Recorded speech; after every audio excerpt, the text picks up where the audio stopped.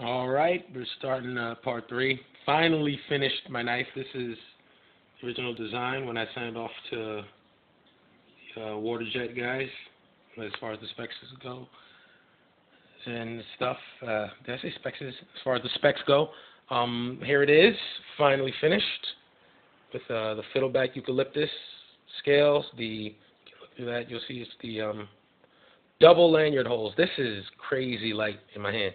I like it a lot, the way it feels. Only thing is I'll probably take this flare at the front, reshape the handle a little, but it feels really good, so I don't want to mess with it too much. You know, it's an eighth of an inch thick. Finally finished it. A couple people were like private messaging me to finish it, so there. Let me clean it off a little. You'll see the blade, the polish on the blade. It's not a Scandi edge, it's a convex edge, but it is polished, so it looks really, really shiny at the end, really nice looking. Yeah, man, love this thing. It's really good with the red liners. You can see it, red fiber liners to go along with the fiddleback eucalyptus. This is my knife. Like it. So yeah, that's it. Finished finally. And also, I've worked on a couple others as well. And this is how I come with my designs. I draw them out on a piece of paper, and then I'll glue them to some cardboard, and I'll cut it out, so at least I can get a general feel for how it would fit in my hand, and if it's if it's good, if it's worth it or not. And this was a design, 6-inch blade. It's like 11 3/4 overall. I called it my War Camp design, and this is it finished with just some wood on it as the sleeve. Let me get that off over there. Yeah, man, this is my big boy. It's not too big, more along the lines of a BK5 or something. With the micarta scales on it, 1/4 inch thick 01. By the way, you see how it's tapered in the middle. This is a nice little choil. If you want to choke up, you can hold it in there and put your hand through the lanyard. Really, really nice. It's also it has the bolts on it. So it has some Allen bolts, double lanyard hole, just like this one. Hello. Yeah, for the lanyard with the knot, which I learned to tie actually watching YouTube. So yeah, it's a full flat grind going into the to the edge.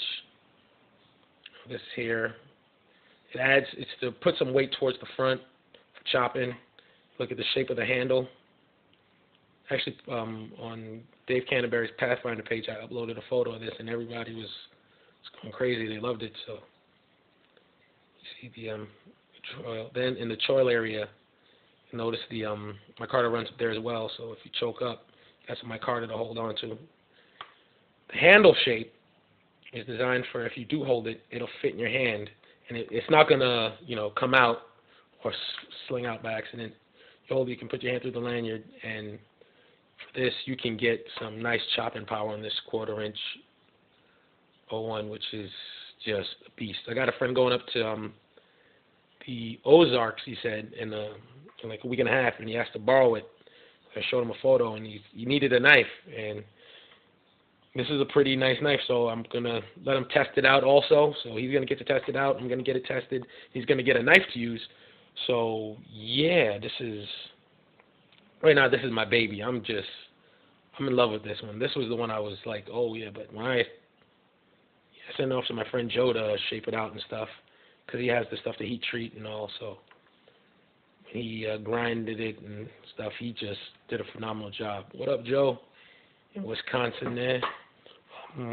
Finally, there's this one here, which this is one I wanted to see if I could make a knife as cheap as possible. There's a little cereal box I cut it out of. This is, I'm calling it the Piccolo design, because it's not a Puukko. It's made with to look like a Puukko, a lot of Puukko influence in it, but it's not a Puukko, and it reminds me of the little piccolos that we used to play in high school. There was like one girl that played that. I played the sax because I'm a man. So yeah, here it is. Left the heat treat scales on it like they do with the finished Puukkos. I like this a lot. This is like my new baby right now because I'm gonna finish it off. I just took it down in the in my basement and I grinded this, so it's a traditional Scandi grind because everybody thinks the Scandi is just that single bevel flat edge. It's actually a gradual convex edge, which is a lot stronger, which means it's not gonna get the dings and the rolls in the steel if it's heat treated right. This is 1/8 inch 01. It's kept the heat treat scales on it because it help protect against rust, and it just looks nice. It does. And I was gonna put some more micarta on it because I ordered it from the USA Knife Supply, and it was so cheap. It was like 2 something, and it was 2 scales, and I thought it was 1 because I was like, that's so cheap, it must be 1. But the stuff is super cheap. But I don't have my mask. I can't find my mask, and if you breathe this stuff in, warning, seriously, this stuff literally can kill you. There are knife makers that were doing this in 10 years down the line, unaware when this stuff first came out, and they were just dropping like flies because this stuff is toxic to breathe in. And I'm just going to use wood. I'm not going to risk it. You use this, make sure you got a nice shop vac to suck up all the air. Make sure you got a nice respirator to breathe through, or you could finish your story really, really, really tragically and really quickly and abrupt. So this is going to be my next project. You see a 4-inch blade, 4-inch handle. It just fits right in your hand. I call it the Piccolo. I wanted to do something that was it has influence from the Woodlore. It also has some influence from the F1 with the shape and the grinding stuff. And I like it. I like the hump, little hump here. So if I put my finger here, it'll look like a spear point. You'll notice it's a spear point. So it's like everybody does takeoffs of the Woodlore and stuff like that, and I wanted to do something that I liked, my own design. You see, it has in here double finger area, but it's double. So these 2 fingers fit here, these 2 fit here, and your hand isn't going to go forward on the blade. It doesn't need a guard. Most of the bushcraft knives and stuff don't have guards anyway.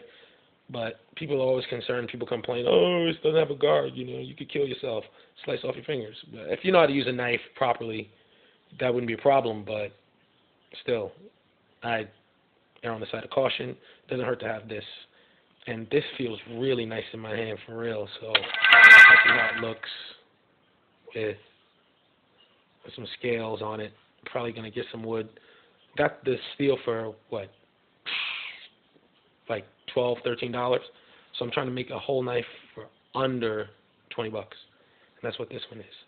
So these are my 3 knives. These are the 3 designs. Thank you very much. Comment. Let me know what you think of them. Thank you guys. Right now, this is my favorite, by the way. So thank you guys, and